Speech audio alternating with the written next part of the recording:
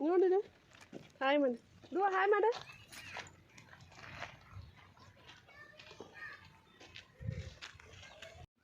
ಹೇಳ್ಕ ಏನು ನಾಯಿಗೆ ಏನಿಲ್ಲಲ್ಲ ಇಲ್ಲ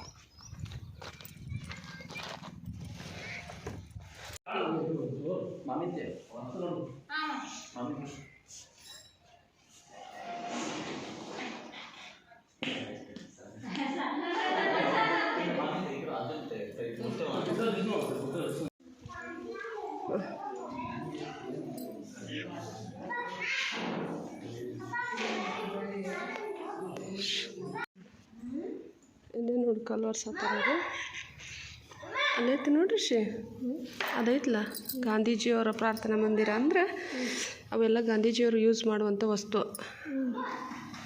ಕಾಣಿಸುತ್ತಾ. ಎಲ್ಲರಿಗೂ ನಮಸ್ತೆ, welcome back to my channel. ನಾವಿರೋದು ಇವತ್ತು ಗದಗಿನ ಶಬರ್ಮತಿ ಆಶ್ರಮದಲ್ಲಿ. ಹಾಗಾಗಿ ಇಲ್ಲಿಯ ಒಂದು ನೇಚರ್ ಹೇಗಿದೆ, ಇಲ್ಲಿ ಯಾವ್ಯಾವ ಒಂದು ಕೋರ್ಸ್ಗಳಿದೆ ಅಂದರೆ ಯೂನಿವರ್ಸಿಟಿ ಇದೆ. ಹಾಗಾಗಿ ಯಾವ್ಯಾವ ಕೋರ್ಸ್ ಇದೆ ಅನ್ನೋದನ್ನು ಈ ವಿಡಿಯೋದಲ್ಲಿ ನಿಮಗೆ ತಿಳಿಸೋದಕ್ಕೆ ಇಷ್ಟಪಡ್ತೀನಿ. ಬನ್ನಿ ಹಾಗಾದರೆ ತಡ ಮಾಡದೆ ವಿಡಿಯೋನ ಶುರು ಮಾಡೋಣ. ಇದಾಗಿ ಇದು ಗದಗ ಜಿಲ್ಲೆ ನಾಗಾವಿಯಲ್ಲಿ ಈ ಒಂದು ಯೂನಿವರ್ಸಿಟಿ ಇದೆ. ಅಲ್ಲಿ ಎಲ್ಲ ಯೂನಿವರ್ಸಿಟಿ ಕಾಲೇಜ್ ನಾನು ಏನು ತೋರಿಸ್ತಾ ಇದ್ದೀನಲ್ಲ ಅಲ್ಲಿ PG ಕೋರ್ಸು UG ಕೋರ್ಸು ಕೂಡ ಇದೆ. ಹಾಗಾಗಿ ಈ ಕಡೆ ಎಲ್ಲ ಯೂನಿವರ್ಸಿಟಿ ಆಫೀಸ್ ಕೂಡ ಇದೆ. ಹಾಗೆ ಇದು ಇಲ್ಲಿ ನಾವು ಬಂದಿರೋದು ಶಬರ್ಮತಿ ಆಶ್ರಮಕ್ಕೆ. ಮೇನಾಗಿ ತೋರಿಸ್ಬೇಕನ್ನೋದು ಗಾಂಧೀಜಿಯವರ ಒಂದು ಪುತ್ಥಳಿ ಕೂಡ ಇಲ್ಲಿ ಇದೆ. ಇಲ್ಲಿ ಬರೆದಿದೆ ನನ್ನ ಜೀವ ನನ್ನ ಸಂದೇಶ ಅಂತ ಹೇಳಿ. ಹಾಗಾಗಿ ವೀಕೆಂಡ್ ಅಂದರೆ ಈಗ ಸಮ್ಮರ್ ಹಾಲಿಡೇ ಇರೋದ್ರಿಂದ ನಾನು ಕೂಡ ನನ್ನ ಮಕ್ಕಳನ್ನ ಇಬ್ಬರನ್ನೂ ಕರ್ಕೊಂಡು ಇಲ್ಲಿ ಬಂದಿದ್ದೆ. ನನ್ನ ದೊಡ್ಡ ಮಗ ನೋಡಿ ಅಲ್ಲಿ ಇಂಡಿಯನ್ ಫ್ಲ್ಯಾಗ್ ತೋರಿಸ್ತಾ ಇದ್ದಾನೆ. ಈ ಕಡೆ ಇಂಡಿಯನ್ ಫ್ಲ್ಯಾಗ್ ಇದೆ, ನೋಡ್ತಾ ಇರ್ಬೋದು. ಇನ್ನು ಆ ಕಡೆ ಪ್ರಾರ್ಥನಾ ಮಂದಿರ ಕೂಡ ಇದೆ, ಪ್ರೇಯರ್ ಮಾಡುವಂಥದ್ದು. ಈ ಕಡೆ ಎಲ್ಲ ತುಂಬಾ ಒಳ್ಳೆ ನೇಚರ್ ಕೂಡ ಇದೆ. ಈ ಕಡೆ ಹೊರಗಡೆ ಬಂದರೆ ಆ ಕಡೆ ಎಲ್ಲ ಹಾಸ್ಟ್ಲು ಅದು ಎಲ್ಲ ಇದೆ ಅನಿಸುತ್ತೆ. ಹಾಸ್ಟ್ಲು ಅದು ಬಾಯ್ಸ್ ಹಾಸ್ಟ್ಲು ಗರ್ಲ್ಸ್ ಹಾಸ್ಟ್ಲು ಕೂಡ ಇದೆ. ಆ ಕಡೆ ಡಿಸ್ಟಿಕ್ ಹಾಸ್ಪಿಟಲ್ ಕೂಡ ಕಾಣಿಸ್ತಾ ಇರ್ಬೋದು. ಸ್ವಲ್ಪ ದೂರ ಆಗುತ್ತೆ, ಅದ್ರ ತಕ್ಕ ಮಟ್ಟಿಗೆ ತೋರಿಸ್ತಾ ಇದ್ದೀನಿ. ಇದು ಮಾತ್ರ ಕಾಲೇಜು ವಿಶ್ವವಿದ್ಯಾನಿಲಯ. ನೆಕ್ಸ್ಟ್ ಬಂದು ನಾನು ನಿಮಗೆ ತೋರಿಸ್ತಾ ಹೋಗ್ತೀನಿ. ಬನ್ನಿ. ಒಂದು ಸಲ ಗಾಂಧೀಜಿಯವ್ರಿಗೆ ಎಲ್ಲರೂ ಕೈ ಮುಕ್ಕೊಂಡ್ಬಿಡಿ.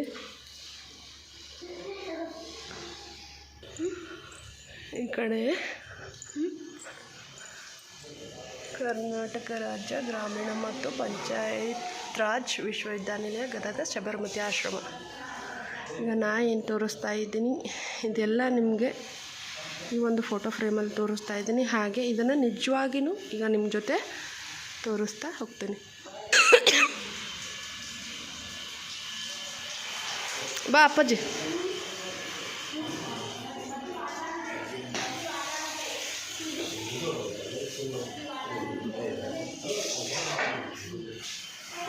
ಇದು ಮಿಲ್ ಕೆಲಸಗಾರರ ಹೊರತಾಳ.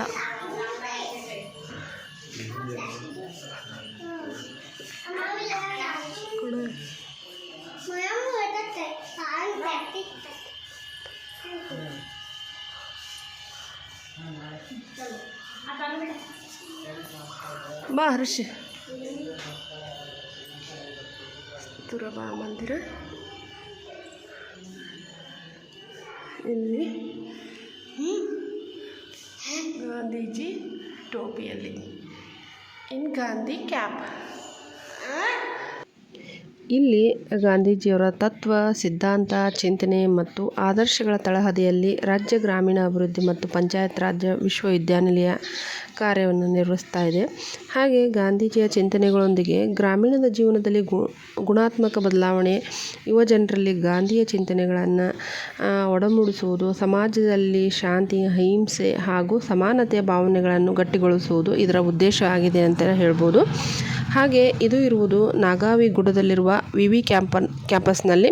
ಹಾಗೆ 50 ಅಡಿ ಉದ್ದ 70 ಅಡಿ ಅಗಲ ಇರುವ ವಿಸ್ತೀರ್ಣದಲ್ಲಿ ಇದನ್ನು ನಿರ್ಮಿಸಲಾಗಿದೆ. ಅದೇ ರೀತಿಯಾಗಿ ರಾಷ್ಟ್ರಧ್ವಜದ ಫಲಕ ಕೂಡ ಇಲ್ಲಿ ಅಳವಡಿಸಲಾಗಿದೆ. ಮತ್ತು ಇಲ್ಲಿ ಕಸ್ತೂರಬಾ ಕುಟೀರ ಕೂಡ ಇದೆ. ಗಾಂಧೀಜಿಯವರ ರಚರಕ ಜೀವನದ ಚರಿತ್ರೆಯನ್ನು ಬಿಂಬಿಸುವ ಛಾಯಾಚಿತ್ರಗಳನ್ನು ಕೂಡ ಇಲ್ಲೇ ಇಡಲಾಗಿದೆ. ಹಾಗಾಗಿ ಮತ್ತು ಇನ್ನೊಂದು ವಿಶೇಷ ಏನಂದರೆ, ಸ್ವತಂತ್ರ ಹೋರಾಟಗಾರರ ಜಾಗೃತಿಯ ದೇಶ ಪರ್ಯಟನೆಯಲ್ಲಿ ತೊಡಗಿದ್ದಾಗ ರಾಷ್ಟ್ರಪತಿ ಮಹಾತ್ಮ ಗಾಂಧೀಜಿಯವರು ಕೂಡ ಗದಗ ನಗರಕ್ಕೂ ಕೂಡ ಭೇಟಿ ಕೊಟ್ಟಿದ್ದರಂತೆ. ಅದೇ ವಿಶೇಷತೆಯಲ್ಲಿ 1920ರಲ್ಲಿ ಬಾಪೂಜಿಯವರು ನಗರಕ್ಕೆ ಭೇಟಿ ಕೊಡ್ತಾರೆ. ಮತ್ತು ಮಹಾತ್ಮ ಗಾಂಧೀಜಿಯವರು ಜೀವನದ ಸಂದೇಶವನ್ನು ಸಾರುವ ಶಬರಮತಿ ಆಶ್ರಮದ ಪ್ರಕೃತಿಯ ಸುಂದರ ಕಟ್ಟಡ ಆಗಿದೆ ಅಂತಲೇ ಹೇಳ್ಬೋದು. ಇದು ರಾಜ್ಯದ ಎರಡನೇ ಹಾಗೂ ಉತ್ತರ ಕರ್ನಾಟಕದ ಪ್ರಥಮ ಗಾಂಧೀಜಿಯ ಆಶ್ರಮ ಆಗಿದೆ ಅಂತ ಹೆಗ್ಗಳಿಕೆಗೆ ಪಾತ್ರವಾಗಿದೆ. ಅದೇ ರೀತಿಯಾಗಿ ಈ ತೆರನಾದ ನಮ್ಮ ಸುತ್ತಮುತ್ತಲಿರುವ ವಾತಾವರಣವನ್ನು ಒಮ್ಮೆಯಾದರೂ ಭೇಟಿ ಮಾಡಿ ಕಣ್ತುಂಬಿಸ್ಕೊಳ್ಳೋದ್ರಲ್ಲಿ ತಪ್ಪಿಲ್ಲ ಅನ್ಕೋತೀನಿ. ಯಾಕಂದರೆ ಹಿಂದೆ ಯಾವ ರೀತಿ ನಮ್ಮ ಗಾಂಧೀಜಿಯವರ ಜೀವನ ಚರಿತ್ರೆ ಇತ್ತು ಅನ್ನೋದನ್ನು ಇಲ್ಲಿ ಅಳವಡಿಸಿರುವಂಥ ಛಾಯಾಚಿತ್ರಗಳನ್ನು ನೋಡಿ ಸ್ವಲ್ಪ ಮಟ್ಟಿಗಾದರೂ ಅರಿತ್ಕೋಬೋದು. ಹಾಗೆ ನಮ್ಮ ಪೀಳಿಗೆಗೂ ಕೂಡ ಹೇಳಿಕೊಡ್ಬೋದು ಅನ್ನೋದ್ರ ಜೊತೆಗೆ ಕೇಳಿ ಕಲಿಯೋದಕ್ಕಿಂತ ನೋಡಿ ಕಲಿಯೋದರಲ್ಲಿ ತುಂಬಾ ಅರ್ಥಪೂರ್ಣವಾದ ಕಲಿಕೆ ಇರುತ್ತೆ ಅಂತ ಹೇಳೋದಕ್ಕೆ ಇಷ್ಟಪಡ್ತೀನಿ. ಅದೇ ರೀತಿಯಾಗಿ ಇನ್ನೂ ಒಂದಿಷ್ಟು ಚಿತ್ರಗಳು ಹಾಗೆ ಅಲ್ಲಿ ಕರಕುಶಲ ವಸ್ತುಗಳು ಕೂಡ ಇದೆ. ಇದು ನಯಿ ತಾಲೀಮಾ ಮಂದಿರ ಅಂತ ಹೇಳಿ ಇಲ್ಲಿ ಪುಟ್ಟದಾಗಿರುವಂಥ ವಸ್ತುಗಳನ್ನು ಮಾಡಿ ಇಡಲಾಗಿದೆ. ಅದೇ ರೀತಿಯಾಗಿ ಇಲ್ಲಿ ಹಳ್ಳಿಗಳ ಸೊಗಡಿಗೆ ಹಾಗೆ ಗ್ರಾಮೀಣದ ಬಗ್ಗೆ ಇಲ್ಲಿ ಒಂದಿಷ್ಟು ಕರಕುಶಲತೆಗಳನ್ನು ಮಾಡಿ ಇಡಲಾಗಿದೆ. ಅದೇ ರೀತಿಯಾಗಿ ಗಾಂಧೀಜಿಯವರ ಜೀವನ ಶೈಲಿಯ ಯಾವ ರೀತಿ ಇತ್ತು ಅನ್ನೋದನ್ನು ಛಾಯಾಚಿತ್ರಗಳ ಮೂಲಕ ಇಲ್ಲಿ ತೋರಿಸಲಾಗಿದೆ. ಹಾಗೆ ಇಲ್ಲೊಂದಿಷ್ಟು ಛಾಯಾಚಿತ್ರಗಳನ್ನು ನೋಡಿದರೆ ನಿಮಗೆ ಗಮನಕ್ಕೆ ಬರಬಹುದು ಯಾವ ರೀತಿ ಗಾಂಧೀಜಿಯವರ ಜೀವನ ಇತ್ತು ಅನ್ನೋದನ್ನು ನೋಡ್ತಾ ಹೋದರೆ ಅರ್ಥ ಆಗುತ್ತೆ. ಅವರು ಪ್ರಾಣಿಗಳ ಮೇಲೆ ಇರುವ ಅಕ್ಕರೆ, ಹಾಗೆ ನೆಹರು ಅವರ ಭೇಟಿಯಾದದ್ದು, ಮತ್ತು ಈ ಕಡೆ ಎಲ್ಲ ಸ್ವಲ್ಪ ಯಾವ ರೀತಿ ಗ್ರಾಮೀಣದ ಬಗ್ಗೆ, ಗ್ರಾಮೀಣ ಶೈಲಿ ಹೇಗಿರುತ್ತೆ ಅನ್ನೋದನ್ನು ಪುಟ್ಟದಾಗಿ ಎಲ್ಲ ತೋರಿಸಿದ್ದಾರೆ. ಹಾಗೆ ಚಿಕ್ಕ ಮಕ್ಕಳನ್ನು ಸಮ್ಮರ್ ಹಾಲಿಡೇ ಆಗಿರಲಿ ಅಥವಾ ವೀಕೆಂಡ್ ಆಗಿರಲಿ ಹೋಗಿ ಒಂದು ಸಲ ಭೇಟಿ ಕೊಡೋದ್ರಿಂದ ತುಂಬಾ ಒಳ್ಳೆಯದು ಅಂತ ಹೇಳ್ಬೋದು. ಅದೇ ರೀತಿಯಾಗಿ ಇಲ್ಲೊಂದೆರಡು ರೇಡಿಯೋಗಳು ಇದ್ವು. ನನ್ನ ಚಿಕ್ಕ ಮಗನೂ ಕೂಡ ತುಂಬಾ ಆಕರ್ಷಣೀಯವಾಗಿ ಅದನ್ನ ನೋಡ್ತಾ ಇದ್ದ.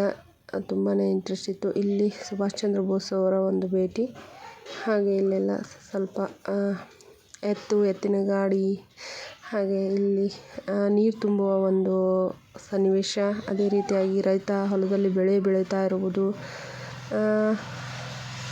ಈ ಕಡೆ ಬಂದರೆ ದೊಡ್ಡದಾಗಿರುವಂಥ ಚಕ್ಕಡಿ, ಇದು ಹಳೆಯ ಕಾಲದ ರೇಡಿಯೋ ಯಾವ ರೀತಿ ಇತ್ತು ಅನ್ನೋದನ್ನು, ಮತ್ತು ಈ ಕಡೆ ಹೊರಗಡೆ ಎಲ್ಲ ಎಷ್ಟು ಇಂಟ್ರೆಸ್ಟ್ ಕೊಟ್ಟು ಮಕ್ಕಳು ಕೂಡ ನೋಡ್ತಾರೆ, ಎಂಜಾಯ್ ಮಾಡ್ತಾರೆ. ಅದೇ ರೀತಿಯಾಗಿ ಇದು ಬೆಟ್ಟದ ಮೇಲೆ ಇರೋದರಿಂದ ಪ್ರಕೃತಿ ತುಂಬಾ ಚೆನ್ನಾಗಿ ಕಾಣಿಸುತ್ತೆ ಅಂತಲೇ ಹೇಳ್ಬೋದು.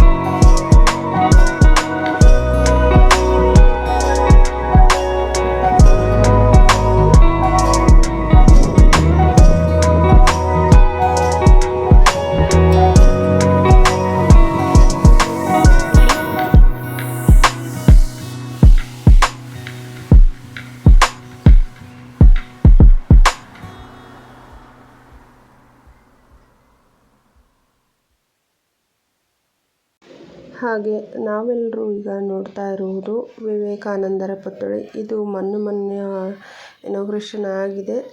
ಸ್ವಲ್ಪ ಡೇಟು ನನಗೆ ನೆನಪಿಲ್ಲ, ಹಾಗಾಗಿ ಇದನ್ನು ತೋರಿಸ್ತಾ ಇದ್ದೇನೆ. ತುಂಬ ಎತ್ತರದಲ್ಲಿ ಈ ಒಂದು ವಿವೇಕಾನಂದರ ಪುತ್ಥಳಿ ಇದೆ. ಅದೇ ರೀತಿಯಾಗಿ ಅವರು ಹೇಳಿರುವ ಒಂದಿಷ್ಟು ಹಿತನುಡಿಗಳನ್ನು ಇಲ್ಲಿ ಬರೆಯಲಾಗಿದೆ.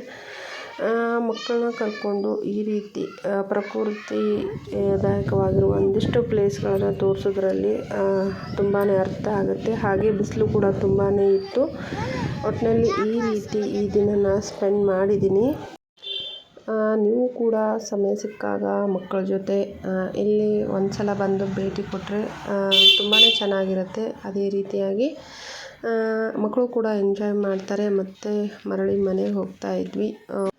ಹಾಗೆ ಇವತ್ತಿನ ದಿನ ಈ ರೀತಿ ನಾವು ಸ್ಪೆಂಡ್ ಮಾಡಿದ್ವಿ. ಅದೇ ರೀತಿಯಾಗಿ ನೀವು ಗದಗಿಗೆ ಬಂದಾಗ ಮರೀದೆ ಒಂದು ಸಲ ಈ ಶಬರಮತಿ ಆಶ್ರಮಕ್ಕೆ ಭೇಟಿ ನೀಡಿ ಇಲ್ಲಿರುವ ಪ್ರಕೃತಿ ಸುಂದರವನ್ನು ನೀವು ಕೂಡ ಕಣ್ತುಂಬಿಸ್ಕೊಳ್ಳಿ ಅಂತ ಹೇಳ್ತಾ, ಇಲ್ಲಿವರೆಗೂ ನನ್ನ ವಿಡಿಯೋನ ನೋಡೋದಕ್ಕೆ ತುಂಬ ಧನ್ಯವಾದಗಳು.